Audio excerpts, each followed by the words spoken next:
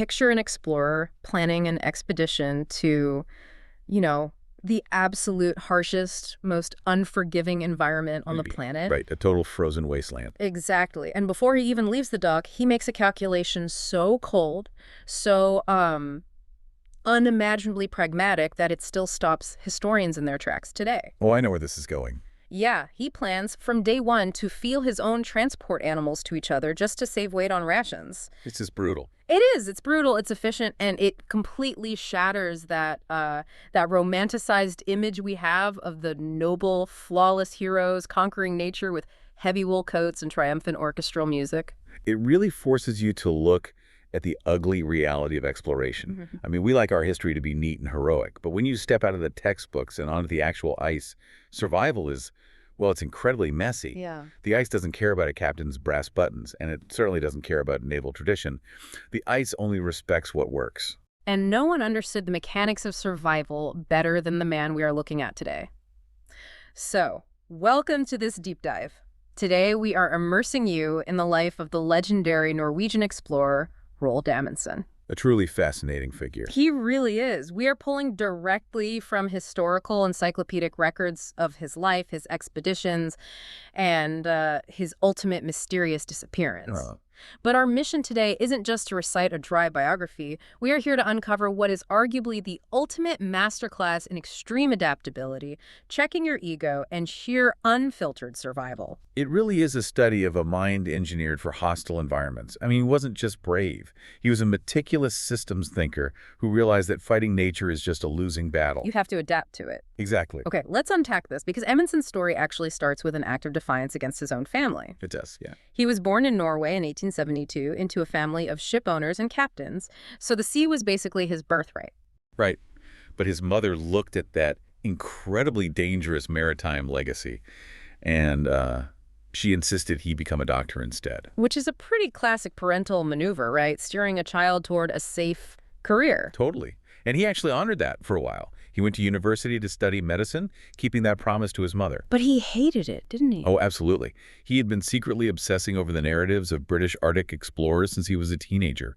So the moment his mother passed away, he was 21 at the time, he immediately dropped out of university and went to sea. The die was cast. But he didn't just jump into being a legendary commander right away. No, not at all. To understand the philosophy that kept him alive later on, you first have to look at a time when he was just a vulnerable first mate on a mission that went catastrophically wrong. Right, the Belgian Antarctic expedition. This was 1897 to 1899. Amundsen was 25 years old, serving on a ship called the RV Belgica. And this expedition holds the rather grim distinction of being the first to overwinter in Antarctica.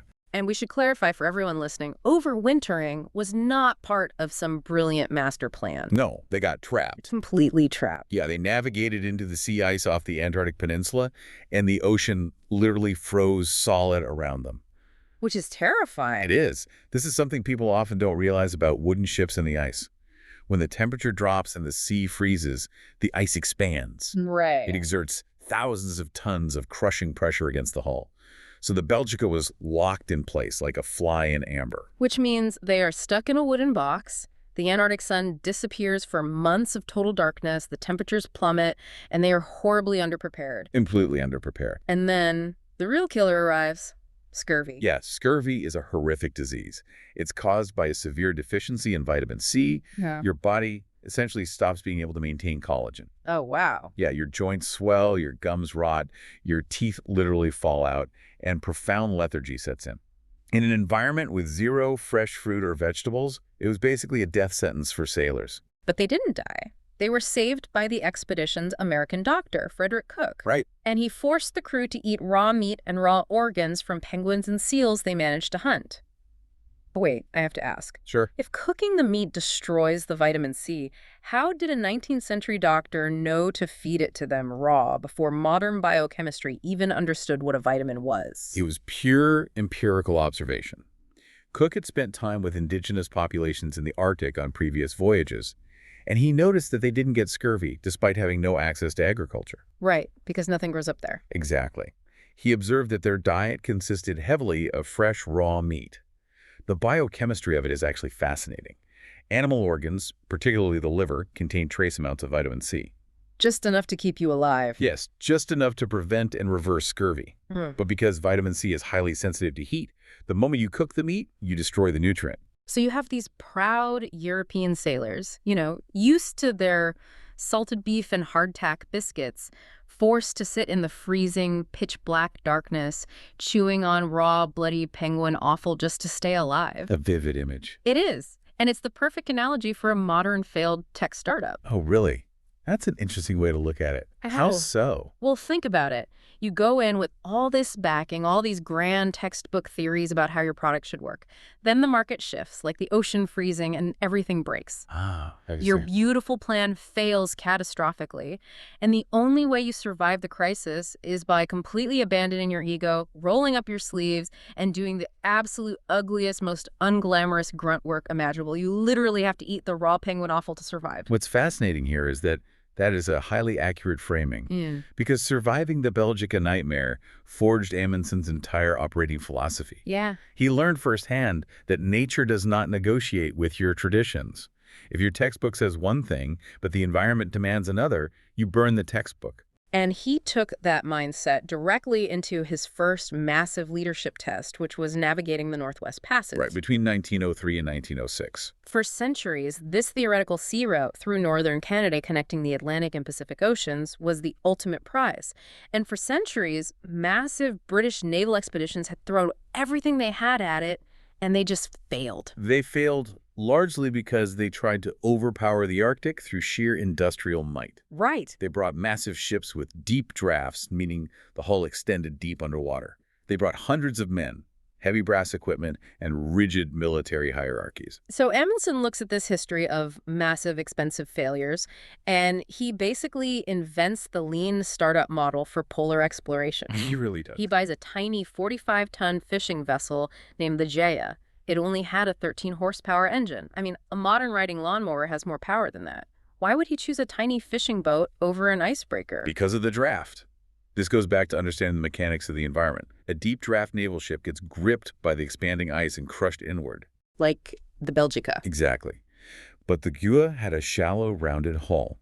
When the sea ice expanded and pushed against the sides of Amundsen's ship, the shape of the hull caused the boat to be squeezed upward.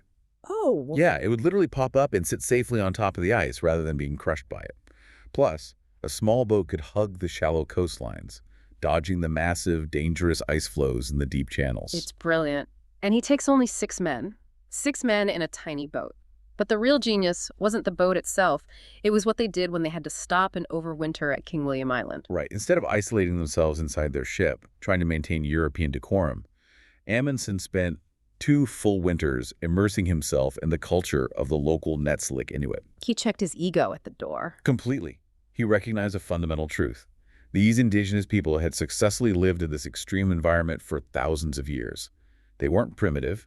They were the supreme experts of the Arctic. He basically crowdsourced his survival strategy. He studied how they used sled dogs for transport instead of forcing men to drag heavy sledges, which was, the British naval tradition.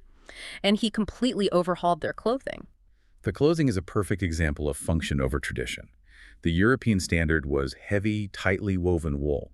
Now, wool is warm when dry, but human bodies sweat when doing intense physical labor, like hauling sleds. Right, and sweat in the Arctic sounds bad. Very bad. The sweat would soak into the wool, and in sub-zero temperatures, the wool would freeze solid into a shell of ice. The Inuit, however, wore loose-fitting garments made of animal skins. But how does the animal skin solve the sweat problem? It's all about airflow and moisture management. The fur, particularly caribou hair, is hollow, which provides incredible insulation by trapping warm air. Okay. But because the garments were loose and expertly tailored, they acted almost like a chimney. The heat and moisture from sweat could vent out of the neck and sleeves before it had a chance to freeze. That is so smart. It really is. Amundsen ordered his men to abandon their expensive wool and dress exactly like the Inuit. And by adapting to the environment instead of fighting it, it worked. They successfully traversed the Northwest Passage. But the way he announced this victory to the world, this completely blew my mind in the research. It's one of the most astonishing physical feats of his life. His ship had to stop and overwinter again on the northern coast of Canada, near Alaska. Yeah. And Amundsen desperately wanted to telegraph the news of his success back to Norway. Naturally. But the nearest telegraph station was in a town called Eagle, Alaska. Right, which was 500 miles away. So Amundsen simply straps on his skis, and he travels 500 miles overland through the uncharted, freezing wilderness in the dead of winter, just to send a telegram. That is insane. He sends his message, and then he turns around and skis 500 miles back to his ship. He skied 1,000 miles round trip just to send a text message. Basically, yes. The physical endurance is almost alien. But it worked. He returned to Norway a national hero. But of course, he doesn't retire. He immediately sets his sights on the North Pole. Which leads to the Great Pivot. He spends years securing funding and outfitting his ship for the North Pole. But just as he is preparing, news breaks that 2 American explorers, including his old doctor friend from the Belgica, Frederick Cook, are claiming they have already reached the North Pole. So Amundsen's ultimate prize vanishes overnight, and his financial backers, who were promised the prestige of the North Pole, are suddenly getting cold feet. Right. What does he do? He basically ghosts his investors and executes one of the greatest geographical bait and switches in history. He decides, in total secrecy, to sail for the South Pole instead. He couldn't tell his financial backers, because they would have pulled the plug. Obviously. He only told his brother, and he didn't even inform his own crew until the ship had sailed all the way to a stopover in Madeira off the coast of Africa. And he certainly didn't tell his main rival, the British explorer Robert F. Scott, who had already announced a massive, highly publicized expedition to the South Pole. Amundsen just sends Scott a terse telegram that essentially says, "Beg to inform you, from proceeding Antarctic, Amundsen." It was an incredibly aggressive move, triggering an immediate high-stakes race to the bottom of the Earth. Here's where it gets really interesting, because the way Amundsen executed this race challenges everything we want to believe about heroic exploration. It really does. He arrives at the Bay of Whales in January 1911 and applies all the lessons he learned from the Inuit. He has the animal skins, the skis, and a massive pack of sled dogs. But his strategy for those dogs is deeply unsettling. Unsettling to modern sensibilities, absolutely. Mm. But it was rooted in the pure, unadulterated pragmatism he learned on the Belgica. Amundsen knew that hauling heavy rations to feed a large pack of dogs all the way to the pole and back would slow them down immensely. So what did he do? Well, he designed the dogs as a self-depleting resource. Explain how that actually worked in practice for the listener. As they traveled toward the pole and consumed their supplies, the sledges became lighter. Lighter sledges require fewer dogs to pull them. So Amundsen precisely calculated points along the route where they would systematically kill the weaker dogs in the pack. They butchered them and fed the fresh meat to the surviving dogs and to the men themselves. It is genuinely shocking. You are traveling through a frozen wasteland, relying on these animals who are actively pulling you forward, and your plan from the start is to shoot them, butcher them, and eat them to prevent scurvy. If we connect this to the bigger picture, it highlights the stark difference between Amundsen and his rival Scott. Scott viewed the use of dogs as somewhat unsporting. Unsporting, like it's a game. Exactly. He relied heavily on the British tradition of man-hauling, where exhausted men dragged incredibly heavy sledges through the snow, as well as unproven experimental motorized tractors that almost immediately broke down in the extreme cold. So Scott's approach was a romanticized nightmare. His men suffered unimaginable physical agony. Exactly. Amundsen stripped away all romance and sentimentality.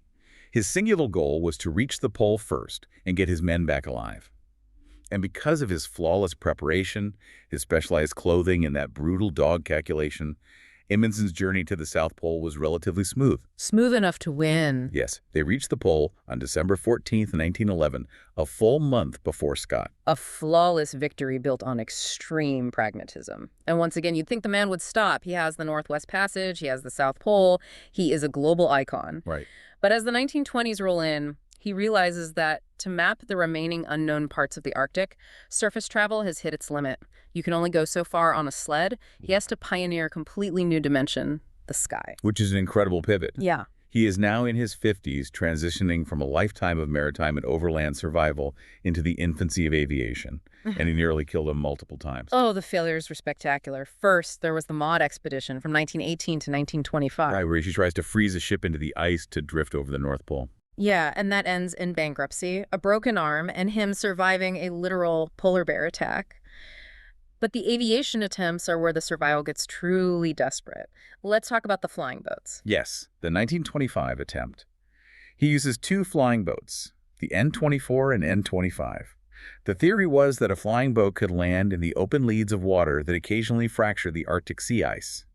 They fly further north than any plane ever had, but they are forced to land. And the theory fails. The ice starts closing in, crushing the hull of the N-24. Now you have 6 men stranded on the cracking, shifting ice pack of the Arctic Ocean, thousands of miles from rescue. It's a nightmare scenario. Their only hope is to cram all 6 men into the one surviving plane. But a plane that heavy can't take off from jagged ice. It needs a smooth runway. A runway they have to build by hand, with shovels. This detail from the records is staggering. The ice they are standing on is constantly shifting and breaking apart.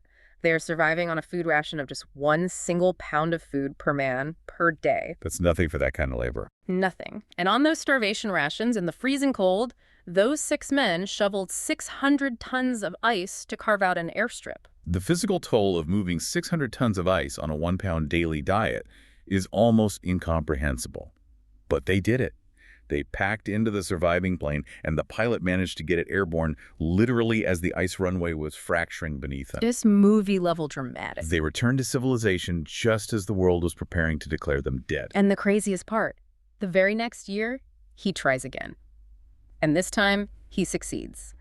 Teaming up with an Italian aeronautical engineer named Umberto Nobile, they use a massive airship called the Norge. They fly entirely across the Arctic from Norway over the North Pole to Alaska. And because earlier claims to the North Pole were heavily disputed, Amundsen and the Norge crew are widely recognized today as the first definitively verified expedition to reach the North Pole. He had finally done it all, the surface, the sea, and the sky. But the ice never really lets you go, does it? It rarely does for explorers of his caliber. 2 years later, in 1928, Umberto Nobile, his former partner on the Norge, crashes a new airship called the Italia in the Arctic. Right. Despite having had a bitter public falling out with Nobile, Amundsen doesn't hesitate. He immediately volunteers to fly a rescue mission over the Barents Sea to find survivors. And that was the last time anyone ever saw him. Parts of his plane, a wing float, and a fuel tank were later found washing up on the coast. It is universally assumed the plane crashed, and Amundsen died in the freezing waters he had spent his entire life trying to master. It is a profoundly fitting end. Right. He died doing what he had always done, heading straight back into the unknown to save another explorer. So what does this all mean? The footprint he left behind is immense. The scientific base at the bottom of the world is called the Amundsen Scott South Pole Station. There is a massive crater on the moon named after him, and NASA is currently looking at it as a landing spot for the Artemis lunar missions. That's quite a legacy. But for you listening right now, the takeaway is deeply practical. If you are launching a business, managing a crisis, or trying to learn a complex new skill, Amundsen's method is the blueprint. Check your ego. Seek out the people who actually know the landscape, and be willing to embrace the unglamorous, ugly work to survive. He was the ultimate master of preparation. But there is one final detail in his personal records that I think recontextualizes his entire legacy. Oh, what's that? Amidst all this relentless, machine-like efficiency, Amundsen maintained a deeply secretive long-term relationship with an Englishwoman named Kiss Bennett. Wait, he kept it a secret from the world. Entirely hidden from the public. Oh. And it highlights how strictly he compartmentalized his life. The biographer named Julian Sancton noted something very revealing. He wrote that Amundsen found little use for any activity or any part of his life that didn't directly help him fulfill his polar ambitions. Everything was subordinated to the goal. Everything. Which leaves you with a very provocative question to ponder as we wrap up.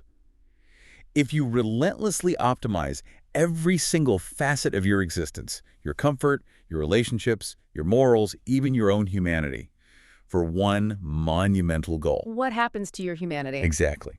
Is the ultimate price of achieving unparalleled historical greatness the total sacrifice of a normal, fulfilling human life? When the ship is trapped in the dark and the ice is closing in, you have to decide exactly what parts of yourself you are willing to consume just to achieve the impossible. Thank you for joining us on this deep dive. Until next time.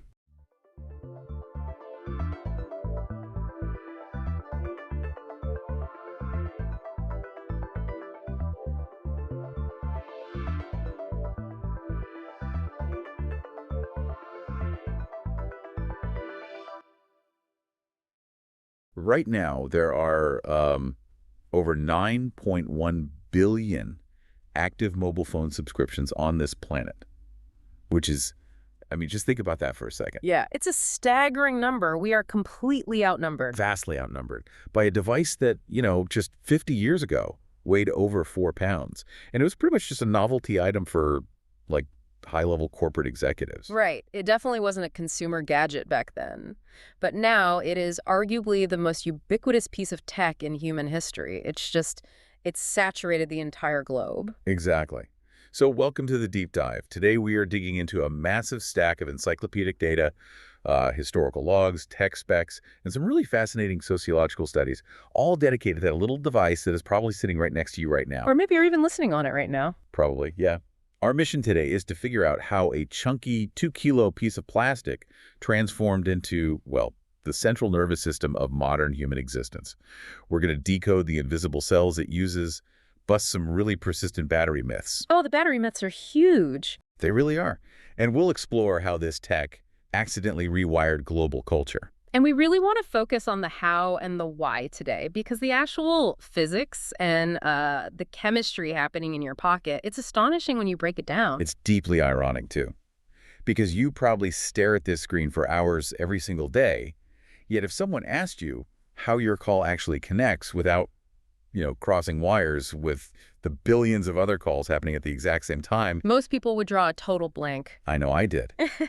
So to understand the invisible tech running our lives, we have to start at the very beginning with the ultimate 1970s tech flex. Right, the 1970s, this is where it shifts from science fiction to actual reality because, the concept of mobile radio was around. Ships used it, trains used it. Really car phones, right? Exactly. But those car phones took up half your trunk, and they needed massive amounts of power from the car's battery just to transmit a signal. So the breakthrough for true portability, that happened on April 3rd, 1973. Martin Cooper. Yes. Martin Cooper, he was an engineer at Motorola, and he walked out onto 6th Avenue in New York City and demonstrated the very first handheld mobile phone. Which weighed, what, 2 kilograms? Yeah, about 2 kilos, so over 4.4 pounds. You could do bicep curls with that thing. Yeah. But my favorite part of this story is what he actually did with that first phone call. Because he didn't call the president, he didn't call the mayor. Yep. He called his direct rival, an engineer named Joel Engel over at AT&T. Mm-hmm. And he basically just said, Joel, I'm calling you on a cell phone, but a real cell phone, a personal, handheld, portable cell phone. It just does top-tier corporate trolling. It really is. The ultimate flex. It was a massive triumph for Motorola, obviously. But it was just a prototype. It actually took another decade for the tech to shrink enough and for the infrastructure to be built before the public could actually buy one. Right. The Motorola Dynatac 8000X in 1983. Exactly. The first commercially available handheld phone. And when you look at the timeline of how the networks evolved after that, 1G, 2G, 3G, I just thought of each G, each generation, as basically a speed bump for internet loading times. Right, like 1G was slow, 2G was a bit faster. Yeah, exactly. But looking at the technical specs in our sources, that's not really what happened at all. These were massive structural leaps. That is a crucial distinction, yeah. It wasn't just about turning a dial to make things faster. Like, the leap from 1G to 2G was a complete paradigm shift in how information traveled through the air. So 1G, which launched commercially in Japan in 1979, that was an analog system. Meaning what exactly? Like physically in terms of radio waves? Okay, so think of an analog signal like drawing a continuous wavy line on a piece of paper, right? Without ever lifting your pen. Okay. The radio wave is continuous, and the actual sound of your voice directly shapes that wave. It works, but it takes up a ton of space in the radio spectrum, and it's super prone to static. Okay. Now, 2G, which came out of Finland in 1991, that digitized the signal. So instead of a continuous line, it's breaking the voice down into like ones and zeros. Exactly. It samples your voice, chops it up into tiny digital packets of data, transmits those, and then reassembles them on the other side. Wow.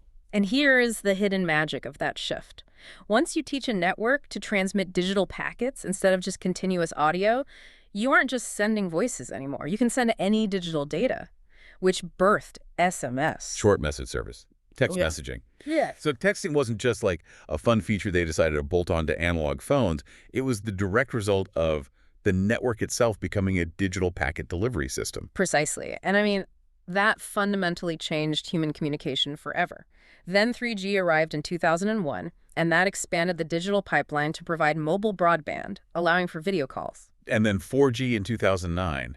And the industry logs we have show 4G was optimized specifically because carriers realized internet streaming media. Like YouTube and Netflix. Yeah, they realized streaming was going to completely overwhelm the 3G infrastructure. They just needed a wider pipe. Which brings us to 5G, rolling out around 2019. 5G is fascinating because it utilizes millimeter wave technology. Okay, let's break that down because millimeter wave sounds like marketing jargon. No. What is it physically doing? Well, radio waves come in different lengths. Older networks used waves that were quite long, which is great for, traveling far distances and penetrating buildings. But millimeter waves are incredibly short, high-frequency waves. Okay. And because the frequency is so high, they can carry a massive amount of data. We're talking gigabit per second download speeds. But there's a trade-off, right? A huge trade-off. These tiny waves get blocked very easily by trees, rain, buildings. Which explains why carriers have to install so many more 5G nodes on city streets compared to, the giant sparse towers of the past. Exactly. But the real game changer with 5G isn't just the speed, it's the latency. The delay between sending a command and getting a response. Right.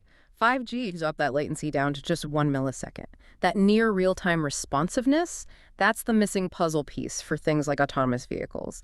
They need to talk to each other safely at highway speeds without any lag. Okay, so knowing how the data evolved from continuous analog waves to gigabit digital packets, that makes sense. But there's a glaring mechanical mystery here. Let's hear it. We went from serving a handful of rich guys with car phones in the 80s to supporting 9.1 billion subscriptions globally today. But radio spectrum is a finite physical resource. Yeah. How does the air not just get completely clogged? That bottleneck is exactly what early engineers faced. In the pre-cellular systems, a telecom company would put 1 or 2 incredibly powerful radio towers right in the middle of a city, and they broadcasted over tens of kilometers. Okay. But as you said, radio channels are limited. Let's say they only had 40 channels available. So if 40 people are making a call, person number 41 just gets a busy signal. Yes. The entire city's capacity was maxed out, and you couldn't just magically create more radio spectrum. So the genius solution was the cellular network, which is obviously where the term cell phone comes from. Oh, right. So how does that work? Instead of one giant tower shouting over the whole city, they divided the city into a grid of small geographic shapes called cells. Often, in a really dense city, a cell is only a kilometer or so wide. And each of these tiny cells gets its own small, low-power base station.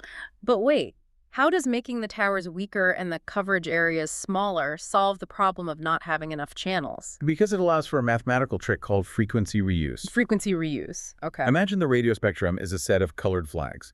If a base station in cell A is using the red flag for a call, the base station right next door in cell B can't use the red flag, or the signals will cross and interfere. That makes sense. But a base station 10 blocks away in cell J, it can use the red flag. Because the base stations are intentionally low power, their signals simply don't travel far enough to overlap. Oh, wow. Let me see if I have this right.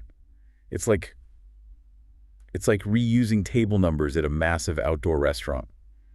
As long as table 5 in the north wing is a mile away from table 5 in the south wing. The waiters won't get confused about where to bring the food. Exactly. That's a great way to visualize it.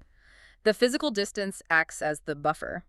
By keeping the broadcast power low and the cells small, an operator can reuse the exact same limited set of frequencies hundreds of times across a single city. Allowing millions of simultaneous conversations. Precisely. Okay, but if the cells are so small and the towers are so weak, what happens when I'm in an Uber driving across town? I'm rapidly leaving the north wing and entering the south wing. Why doesn't my call just drop the second I leave my current tiny cell? Because of the handoff. And this is where your phone is doing a ton of invisible heavy lifting. Even when you are just walking down the street, your handset is constantly measuring the signal strength of the base station you're connected to. While you're on the call. Constantly. And simultaneously, it's listening to the base stations in adjacent cells. So it's anticipating the drop. Exactly. When the system detects your signal weakening in one cell, and it sees a stronger signal available in the next, the network coordinates a handoff. It commands your phone to instantly switch to a new frequency in the new cell. And that happens in milliseconds. Milliseconds, usually without a single pop or click on your end. It's basically a highly choreographed, invisible dance happening in the air around us constantly. It really is. But here's the thing. That brilliant network of geographic cells is completely useless if the device in your hand dies after 40 minutes. Very true. Which brings us to the physical brick itself. Specifically, the part that causes the most daily anxiety for people, the battery and the internal hardware. Right, power management. It's the hidden war inside every mobile device. To make this work, the internal hardware has to be brutally efficient. Smartphones rely on central processing units, CPUs, that are heavily optimized for low-power environments. Unlike a desktop computer, which can just draw whatever it needs from a wall outlet. Exactly. And the technical specs also highlight a major shift in how phones store data, moving from NOR flash memory to NAND flash memory. I saw that. Why does that matter? That memory shift is a great example of the engineering trade-offs they have to make. So early phones use NOR flash memory. The benefit of NOR is that the processor can execute instructions directly out of the memory storage. Which is why an old 90s flip phone would boot up the instant you press the power button. Precisely. But modern smartphones take like 30 seconds to turn on. So why did we downgrade the memory? Because smartphones became pocket computers. They need massive amounts of storage for high-definition photos and apps and everything else.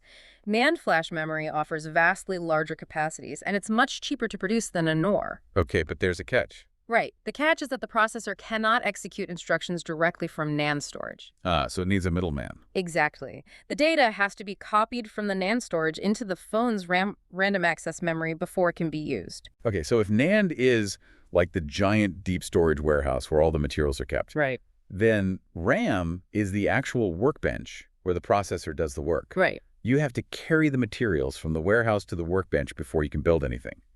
And that carrying time is why my phone takes 30 seconds to boot up. Perfectly stated. But all of that moving data requires energy. And that power comes from lithium-ion or Li-ion batteries, which became the standard, replacing the much older nickel-metal hydride batteries. And this is where the daily anxiety comes in, because the data shows these lithium-ion batteries are designed to endure between 500 and 2,500 charge cycles before the chemical aging degrades their performance. Yeah, usually that's when your phone stops holding a charge for a full day, right around that 1 to 2 year mark. Which is so frustrating. It is, but that degradation is just the chemical reality of how the battery works. Inside the battery, you have two sides, the anode and the cathode. When your battery is fully charged, all the lithium ions are packed into the anode side. As you use the phone, those ions physically travel through a liquid electrolyte over to the cathode side. So it's literally microscopic particles walking from one room into another to release energy. Yeah. And plugging it into the wall forces them to walk back to the first room. Yes, and over time, that constant physical movement degrades the internal structure. The rooms just get worn out. But here's the critical difference between those legacy batteries from the 90s and modern lithium-ion chemistry. Let's hear it. Older batteries suffered from a memory effect. If you didn't fully discharge them, they would sort of forget their total capacity. Lithium-ion batteries do not have a memory effect. I'm almost afraid to ask this. Does that mean the advice to drain my phone to 0% to preserve the battery is wrong? Because I definitely still do that. It is not just wrong. It is actively damaging your phone. Oh, man. Really? Yes. Discharging a lithium-ion battery to 0% forces too many ions out of the anode room, which causes severe structural stress to the battery's chemistry. They actually perform best and last the longest when kept at a stable state between 30% and 80% charge. That is wild. I am literally stressing out my battery by applying 90s logic to modern chemistry. You and millions of other people. But wait, if keeping it in the middle is best, why does my phone catch fire or fry the battery when I leave it plugged in overnight at 100%? There has to be some kind of safeguard. You're exactly right, there is. It's called a battery management system, or BMS. Think of the BMS as a digital bouncer for your battery's nightclub. Okay, I like this. What does the bouncer do? It monitors the voltage, the temperature, and the flow of current. Once the battery reaches 100% capacity, the BMS steps in and completely cuts off the incoming power from the wall. It just stops letting electricity into the room. Right. So while keeping it between 30 and 80 is optimal for longevity, overcharging isn't the catastrophic threat it used to be. The phone's internal software is actively managing its own chemistry to protect itself from your charging habits. The device is babysitting us. Pretty much. All right, so we've got a device that manages its own highly volatile chemistry, accesses massive warehouses of memory, and seamlessly hops across invisible geographic grids. What happens when you drop billions of these incredibly capable devices into the real world? That's where the sociological studies come in.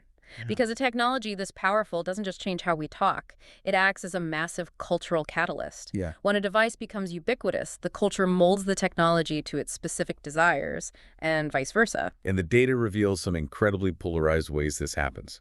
For example, there's a study conducted by Motorola that found 1 in 10 mobile subscribers keeps a secret second phone. Wow. Yeah. Often completely hidden from their families, used exclusively for clandestine business dealings or extramarital affairs. It creates a perfectly insulated avenue for a secret, secondary life. It's highly individualized. But if you look at the other end of the spectrum, the phone acts as a massive communal hub. Right. The sociological records show that in urban India and many African villages, mobile sharing is the norm. A single phone might be owned by a local teacher, and the entire village uses it. It radically changes traditional customs. Completely. Instead of a messenger physically traveling from village to announce a wedding or a birth, it's all routed through this single shared device. And because these mobile networks bypass the need to lay down thousands of miles of physical landlines, mobile phones spread faster in developing nations than literally any other form of technology. That makes sense. And that rapid spread birthed entirely new economic systems. The M-Pesa service in Kenya. This is the absolute wildest part of the research to me. We're talking about populations that were largely unbanked, meaning no local bank branches, no checking accounts, dealing almost entirely in hard cash. Which is risky to transport and difficult to save securely. Exactly. And then the telecom operator, Safaricom, steps in and launches M-Pesa. It's brilliant in its simplicity. M-Pesa essentially turned the mobile phone's SIM card into a secure digital bank account. But how?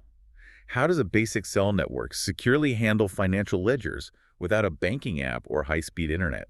By utilizing the very basic SMS text messaging infrastructure we talked about earlier, Safaricom realized that they were already perfectly tracking millions of digital SMS packets flying across their network. So they just assigned monetary value to a central ledger on their end. Oh, I see. A user goes to a local corner store, hands the clerk physical cash, and the clerk sends a secure encrypted text message to the central server crediting that user's phone number. Wow. So now the user can text money to a relative across the country who can then go to their local store, show the text authorization, and withdraw physical cash. Exactly. They took the digital packets that were meant for sending smiley faces and turned them into a national currency system. That is an unbelievable leap in economic infrastructure. It really is. But it's not just economics either. The technology also molded itself to religion. The Rabbinate of Orthodox Judaism in Britain officially approved the use of kosher phones. Yes. A kosher phone is a device that has been intentionally stripped down by the manufacturer or the carrier. They remove the internet browser, text messaging, and social media capabilities. Mainly to prevent immodest communication and to keep the youth from wasting time on the internet. And a very similar concept is used in Israel to allow essential medical or security workers to use a phone on the Sabbath without violating the strict religious prohibitions on operating complex electrical devices. They restrict the phone down to its absolute barest essential mechanics, Right. which perfectly illustrates the neutrality of the hardware. The same plastic brick can be heavily restricted to enforce strict religious observance in London, or mathematically expanded to create a massive financial banking system in Nairobi. It is the ultimate adaptable tool. And there's a big unevely. But here, all of this convenience, the banking, the endless communication, it comes with serious physical and psychological costs. Costs we're really just beginning to reckon with. And the most immediate cost is privacy. The surveillance capabilities of a mobile network are staggering. The tracking. I think most people assume that if they toggle the little GPS icon to off in their settings, their phone stops broadcasting their location. But the specs say that is completely false. It is. Because even without GPS, your phone can be precisely tracked using a technique called multilateration. Walk us through the math on this. How does multilateration work if my GPS is off? Remember earlier when we talked about the handoffs? We said your phone is constantly pinging the nearby base station so the network knows which cell to route your incoming calls to? Right, the invisible dance. Well, radio waves travel at the speed of light, which is a known constant. When your phone sends out a ping, Tower A might receive that ping in exactly 1 microsecond. Okay, so it measures the time. Yes. But Tower B, which is slightly further away, receives it in 1.2 microseconds. Tower C receives it in 1.5. So because the network knows exactly where its towers are, and it knows exactly how long the signal took to reach each one, it just draws intersecting circles based on the time delays. Where the circles overlap, that's the phone. Precisely. By comparing those microscopic time differences, anyone with access to the network data can triangulate your geographical location in real time. Looking at the data, it's clear this isn't just a theoretical math problem. This multilateration tracking is heavily used by law enforcement and intelligence services in the US and UK. It was proposed by the government in China to monitor the commuting patterns of Beijing residents. And it is actively exploited by hackers who only needed the subscriber's phone number to pinpoint their location. That's pretty scary. We are paying for and willingly carrying highly efficient tiny spies in our pockets. It's an unprecedented level of surveillance voluntarily adopted by the public. But beyond the data privacy costs, there's an immense physical toll on the planet, too. The average user replaces their mobile phone every 11 to 18 months. That rapid turnover is insane. It leads to massive amounts of electronic waste. Millions of lithium-ion batteries and circuit boards discarded annually. And it's not just the waste at the end of the phone's life, it's the human cost at the beginning. Yeah, the historical reporting is really dark here. A Guardian report detailed how the soaring demand for the metals and minerals used in these complex integrated circuits has directly fueled armed conflict. Right. Specifically, the Second Congo War in the Democratic Republic of the Congo, which claimed millions of lives, was heavily financed by rebel groups extracting and selling conflict minerals that were essential for the global electronics industry. The physical device in your hand is the endpoint of a deeply complex and often violently troubled global supply chain.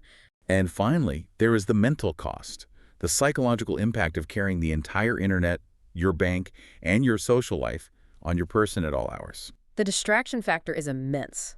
A simulation study conducted at the University of Utah looked specifically at texting and driving.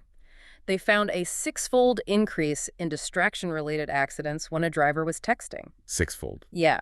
The impairment was so severe that researchers equated the level of negligence to drunk driving. That is horrifying. Yeah. And it's bleeding into education, too.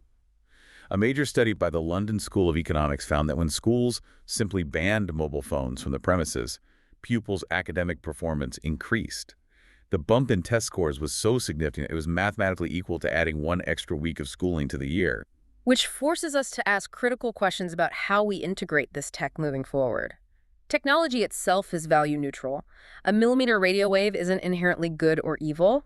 But the sheer ubiquity of the smartphone, the fact that its design demands our constant fractured attention, it requires conscious management. We have to actively weigh how much of our data, our privacy, and our focus we are trading away for the convenience of staying connected. It really is a profound trade-off. Well, we've covered incredible ground today.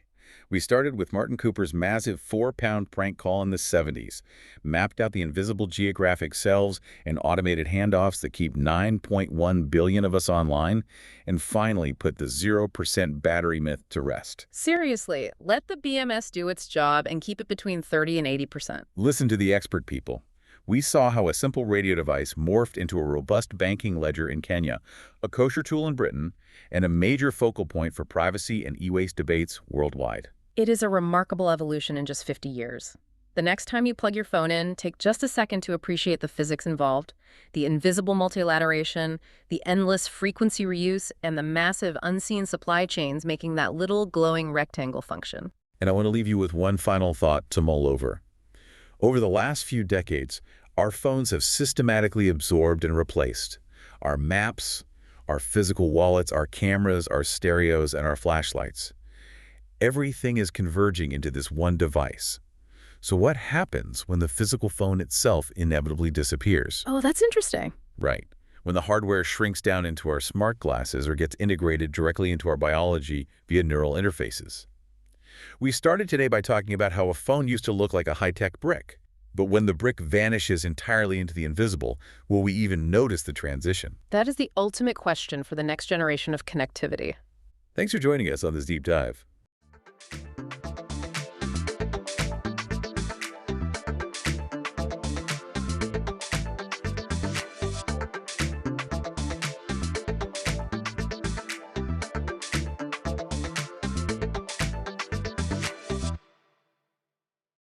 Imagine, if you will, landing a promotion so massive, so incredibly profound, that the very fabric of reality has to be rewritten just to, like, accommodate your new job title. Oh, absolutely. It's wild. Right, like your own mother is suddenly legally forbidden from calling you by your first name. If anyone, even your absolute closest friend, dares to compare themselves to you in casual conversation, it's considered a literal crime. Yeah, treason, basically. Exactly. You are no longer just a person navigating the world. You are the center of the cosmos. So, welcome to our deep dive into the source material on one of the most enduring, complex, and frankly mind-boggling political institutions in human history. We are talking about the Emperor of China. Yes, we are. We've got this massive encyclopedic stack of historical research in front of us today, and our mission is to really extract the mechanisms, the paranoia, and the unbelievable reality of a system that ran for over 2 millennia. And, the sheer scale of this topic really requires us to just completely discard our modern understanding of executive power. Oh, 100%. Because when we examine the Chinese emperor, we aren't just looking at like a sequential list of kings who wore elaborate robes and sat on golden thrones. We are pulling apart a highly sophisticated 2,100-year-old machine. A machine that ran literally everything. Right. It's a political framework that attempted to perfectly balance the concept of absolute, unquestionable divine right with extreme bureaucratic, moral, and even linguistic constraints. Linguistic constraints, yeah. I mean, to survive at the center of this machine required navigating this unbelievable paradox of total control and absolute captivity at the same time. Well, before we can even begin to understand how that day-to-day power actually functioned, we have to look at how this role was invented in the first place. Right, because it didn't just come out of nowhere. Exactly. You don't just wake up one morning, walk outside, and declare yourself the son of heaven. There has to be a mechanism for that kind of ascension, you know? How does someone go from being a regular, run-of-the-mill monarch to an actual living deity? Well, for that mechanism, we really have to rewind to the year 221 BC. Okay, let's unpack this. What was happening then?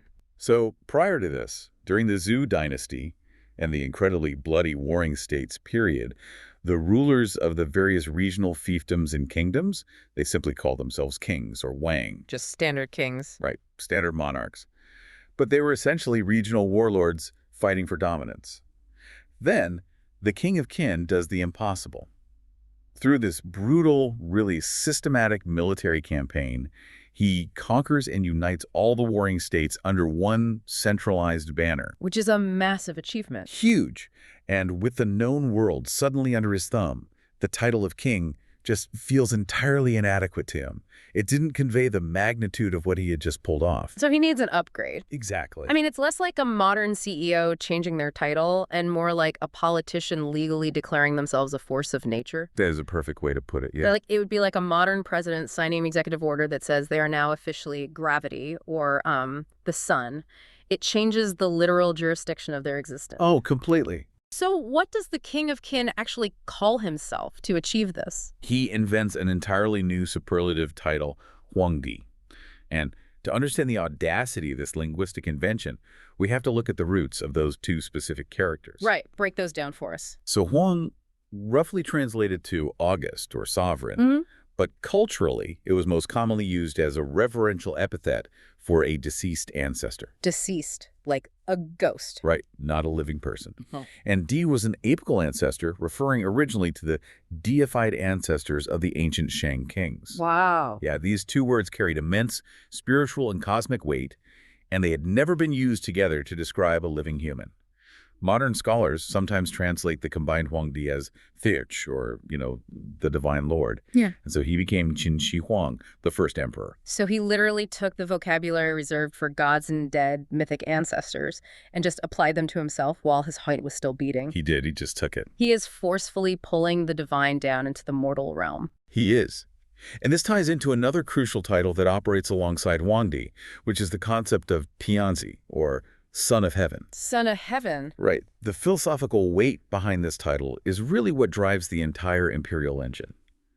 This wasn't just an exercise in megalomania. It was a brilliantly calculated legal argument about jurisdiction. Okay, how so? Well, by claiming to be the Son of Heaven, the emperor was asserting that he was divinely appointed to rule all under heaven. It gave the throne a theoretical universal jurisdiction. Let me stop you there, because universal is a really big word. It is. Are we saying the jurisdiction was meant to apply globally, not just over the conquered Chinese states, but everywhere? In the philosophical framework of the time, yes, absolutely everywhere. Wow. He was the supreme ruler of the entire human realm. The conceptual map of the world had the emperor at the absolute center, radiating civilization outward. Like the sun. Exactly. He was elevated above all commoners, above the nobility, and critically, above the rest of his own imperial family.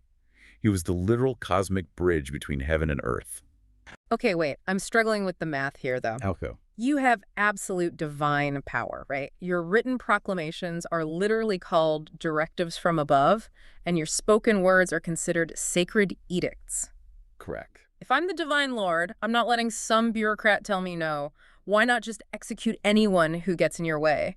We've seen modern autocrats do exactly that to consolidate control. Oh, for sure. Yet our sources reveal this shocking paradox where these living gods were basically trapped in a cage of their own making. What's fascinating here is that you could execute them, and some emperors absolutely did just that. Right. Some founders of dynasties, like Qin Shi Huang himself, or the Qing dynasty's Kangxi emperor much later, they were true energetic autocrats who wielded massive, terrifying personal control. But that wasn't the norm. Not at all. For the vast majority of emperors across 2 millennia, the daily reality of governance was basically a hostage situation. A hostage situation. Yeah, because the empire's sheer scale was its own worst enemy. I mean, you cannot personally manage the grain distribution for 50 million peasants. No, obviously not. You can't maintain flood defenses on massive rivers and collect taxes across diverse provinces all by yourself. The emperor needed a massive network of scholars and administrators. Right, the bureaucracy. Exactly. Yeah. We're talking about the chancellery, the central secretariat, the military apparatus, the censorate. So they invite these scholars in to run the machine, but doesn't that inherently dilute the divine authority? You have to rely on the very people who might want to, undermine you. Yes. The bureaucracy was simultaneously the engine of the empire and the single biggest threat to the emperor's autonomy. Because they have their own agenda. Right. The emperor needed their administrative brains, and the bureaucrats needed his divine stamp of approval. But the bureaucrats want stability, predictable rules, and institutional power. And the emperor wants absolute flexibility and total obedience. Exactly.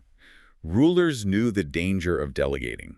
Paranoid emperors, like Emperor Wu of the Han Dynasty or the Hongwu Emperor of the Ming, would rapidly cycle through high government officials. Just fire them all. They would fire, exile, or execute ministers just to keep the administrative class completely off balance. That is wild. Sometimes they would deliberately leave top-ranking posts entirely vacant for years, ensuring no single minister could consolidate enough influence to threaten the throne.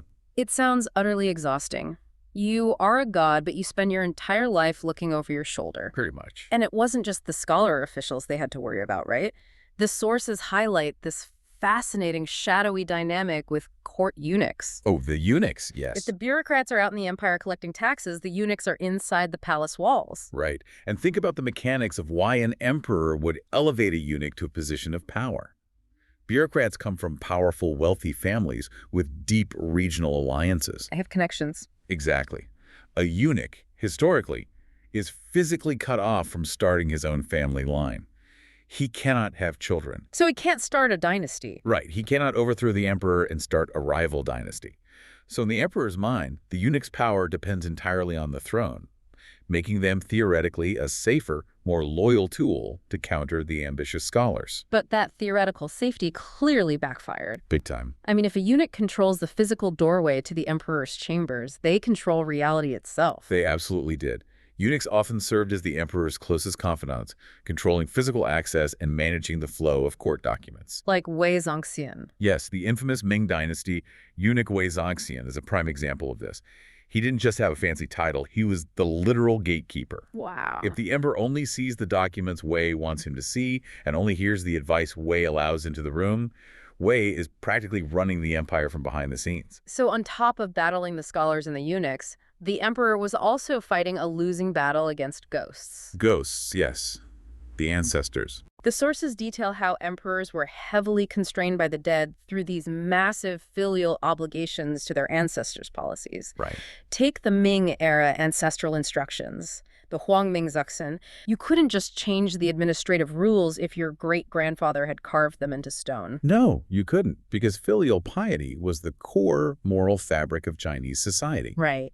If an emperor disobeys the explicit instructions of his grandfather, he unravels the philosophical justification for his own rule. Oh, I see. How can you demand obedience from the empire if you don't show obedience to your own ancestors? You'd be a hypocrite. Exactly. Yeah. It created a system where absolute monarchy was entirely dependent on a massive apparatus and constrained by dynastic tradition, which was constantly threatening to overshadow the monarch. So if the throne is this precarious balance of hostage situations, bureaucrats, eunuchs, and angry ghosts, handing that apparatus over to the next person must have been absolutely terrifying. Oh, succession was a nightmare. The seat grants you universal jurisdiction, but you are surrounded by people who want a piece of that power.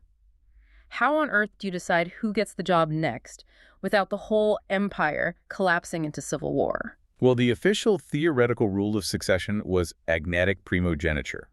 Okay, translation, please. In conventional terms, that meant the eldest son born to the empress consort succeeded to the throne. Simple enough. If it actually worked that cleanly, history would be much less bloody.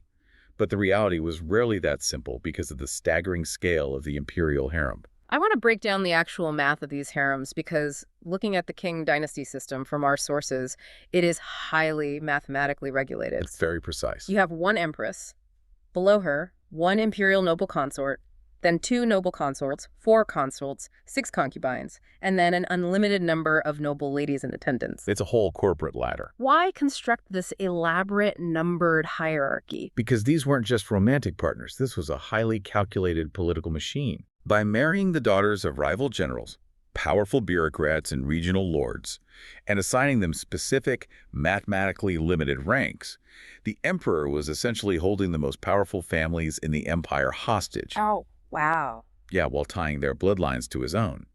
Every powerful family wanted their daughter to produce an heir. Which turns the palace into a deadly zero-sum game.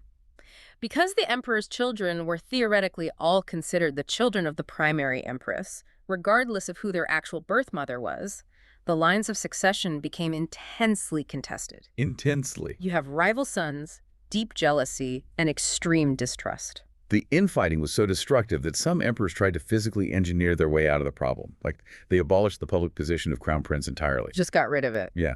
The Yongzheng emperor created a brilliant mechanism to stop the palace intrigue. He secretly wrote the name of his chosen successor on a piece of paper, sealed it in a box, and hid it behind a specific plaque in the Palace of Heavenly Purity. Wait, really? A hidden box? Yes. He ordered that the box only be opened and read after his death. It was a desperate attempt to stop his sons from murdering each other or plotting against him. A literal mystery box of absolute power. That is incredible. But because of this immense harem system and the fact that child marriage was the norm, the emperor often died young or left behind an infant heir. Which happened all the time. That means the real executive power frequently ended up in the hands of the women behind the throne. Right. And this brings us to a crucial dynamic regarding gender and power in imperial China. Wu Zetian of the Wuzhou dynasty remains the only lawful, officially recognized female emperor in over 2,000 years of history. The only one. The only one. However, the de facto leaders of the empire were very often the emeresses dowager, the mothers or grandmothers of the emperor. Because again, filial piety trumps imperial authority in the domestic sphere. Even a god king has to listen to his mother. Precisely the mechanism at play. Women like Empress Lujie of the Han Dynasty or the Empresses Dowager Cixi and Cixin during the twilight of the Qing Dynasty, they utilized their status as senior family members to rule as regents for young, weak, or easily manipulated emperors. They're pulling the strings. Oh, yeah. They possessed immense political authority, managing the court, dictating policy, and acting as the ultimate decision makers while technically operating behind the screen. Here's where it gets really interesting to me. There is one core philosophical concept in our sources that completely flips my understanding of how this entire system survived. Oh, the mandate of heaven. Yes. It's the ultimate justification for who gets to rule and who gets overthrown. Think about your own job for a second. Right. Imagine your annual performance review wasn't just about a bonus, but determined whether millions of starving people had the moral right to overthrow your government. It's high stakes. That is exactly how the mandate of heaven functioned. It is perhaps the most brilliantly pragmatic piece of political theory ever devised. The mandate of heaven dictated that the emperor only held the right to rule as long as he served the people well. Like a contract. Exactly. He was a cosmic middleman.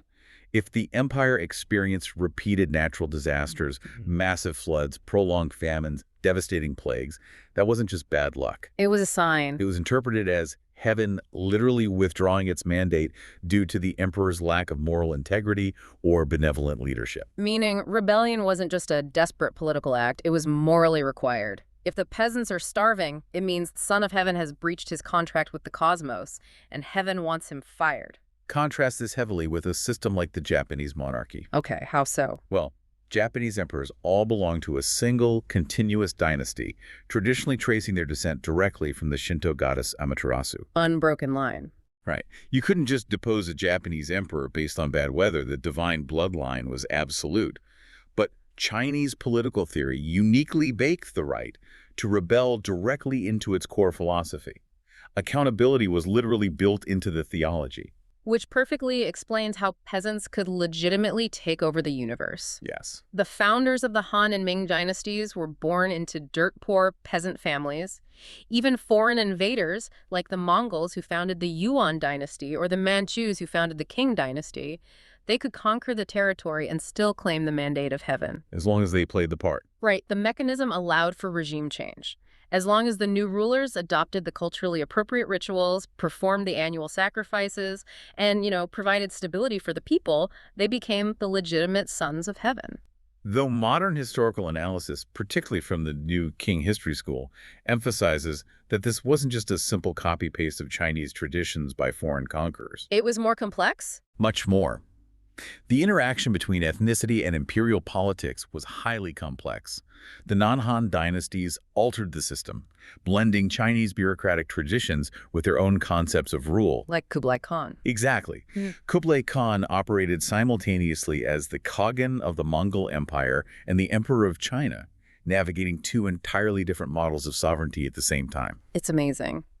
But to survive this cutthroat environment where anyone with a large enough army and a good harvest could claim the mandate, the throne had to project an aura of absolute, untouchable permanence. They had to seem invincible. Right. They employed extreme psychological and linguistic armor to separate the emperor from the rest of humanity. And the linguistic isolation of the emperor is one of the most striking features we see in the sources. It was a strict, legally enforced taboo to write or speak the emperor's given name. That is just wild to me. And this taboo extended even to the given names of the emperor's deceased male ancestors. Imagine being like a low-level provincial scribe writing a mundane tax document.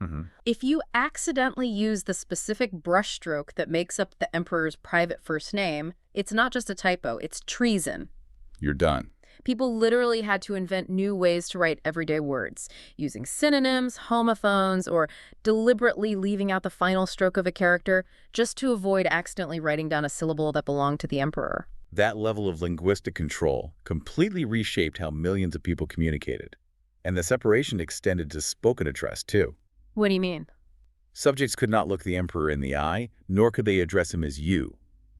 They used terms like bixia, which literally translates to bottom of the steps. Bottom of the steps, wow. It originally referred to addressing the emperor's attendants out of a sense of profound unworthiness to speak to the emperor directly, but it eventually evolved to mean your imperial majesty. Servants and officials might call him Wan Sui, meaning Lord of 10,000 years.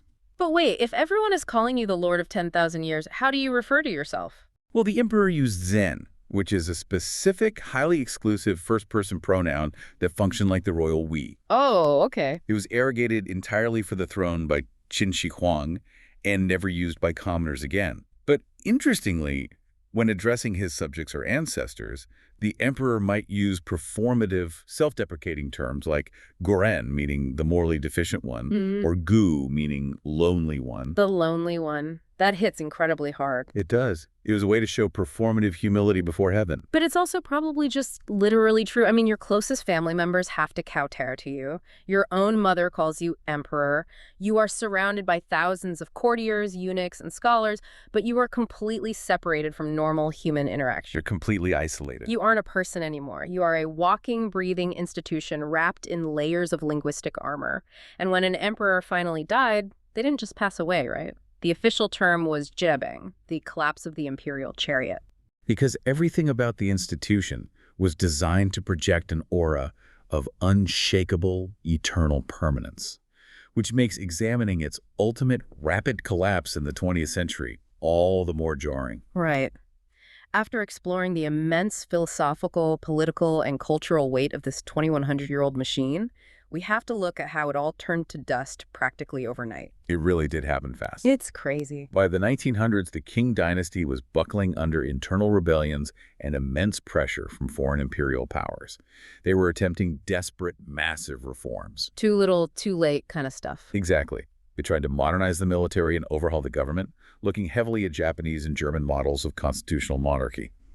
In 1911, they even created the title of Prime Minister of the Imperial Cabinet, trying to transition the Divine Lord into a modern constitutional figurehead. Trying to adapt. Yeah, but the institutional rot was just too deep. So we get to February 12, 1912. Right. Puyi, the Chuantong emperor, abdicates the throne.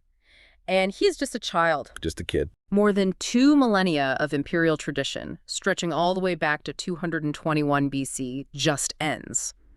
But you can't simply turn off a 2,100-year-old machine with a piece of paper, can you? The ghost of the empire lingered. The immediate aftermath was incredibly messy. There were these brief, almost surreal restorations. Yuan Shikai, a powerful general who became the president of the new Republic of China, attempted to put the genie back in the bottle by declaring himself the Hongxian emperor in 1915. He tried to start a new dynasty. He did. That experiment lasted exactly 83 days before widespread rebellion forced him to abdicate. Then, in 1917, warlords orchestrated a coup and briefly restored the young Puyi to the throne. And how long did that last? That restoration lasted a mere 12 days. 12 days. I mean, Puyi's entire life arc is almost too bizarre for fiction. It really is. It perfectly charts the death of this cosmic institution. He starts out as the Lord of 10,000 years, the literal son of heaven. He abdicates, but the Republic allows him to continue living inside the Forbidden City. For a while, anyway. Yeah. Right. Then in 1924, he is expelled and flees to a Japanese concession. 10 years later, in 1934, the Japanese install him as a puppet emperor in the state of Manchukuo. So he's an emperor again, but not really. Exactly. Okay. At the end of World War II in 1945, the Soviet Red Army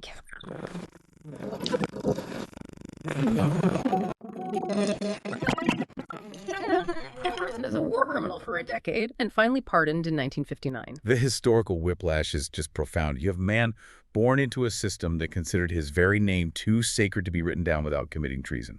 He was raised as a living god. Yeah. And he spends his final years, before his death in 1967, working a regular shift in a botanical garden repair shop, and later as a researcher of literature and history. A repair shop? Yeah. The contrast is staggering. From Qin Shi Huang conquering the known world and literally inventing a word for divine lord in 221 BC, to a quiet, mundane end in a 1960s repair shop in Beijing. It perfectly encapsulates the impermanence of even the most deeply entrenched human institutions. No matter how much linguistic armor or bureaucratic machinery you build, nothing is truly eternal. So, what does this all mean for us today? We started our deep dive with Qin Shi Huang uniting warring states and claiming universal jurisdiction as the Son of Heaven. We explored how this absolute power was actually a gilded cage, a hostage situation heavily reliant on and threatened by vast bureaucracies and the gatekeeping of court eunuchs. Right. We broke down the political mathematics of harem hierarchies and the bloody reality of succession. We saw how the throne isolated its occupants behind strict naming taboos. And finally, we witnessed the rapid, tragic collapse of the institution into the modern era. And if we pull back and look at the broader patterns, the relevance of this deep dive extends far beyond ancient history. How so? Well, the emperors wearing dragon robes are gone. But the core tensions we discussed, the eternal struggle between absolute executive authority and the massive, stubborn bureaucracies required to manage that authority, those are incredibly present today. Oh, for sure. You see echoes of this exact dynamic in modern governments fighting their own administrative states, in the way global megacorporations are structured, and in the delicate, paranoid balance of delegating power without losing control. The structures change, But the human instinct to consolidate and protect power remains exactly the same. Exactly. The ancient Chinese believed deeply in the mandate of heaven, that fundamental pragmatic idea that power is only legitimate as long as it actually provides for the well-being of the people. And if a system fails to do that, if the contract is breached, its replacement isn't just expected, it's justified. A cosmic performance review. Exactly. Looking out at the complex systems, the sprawling institutions, and the leaders that govern our lives today, how many of them have already lost their mandate and we just haven't realized it yet?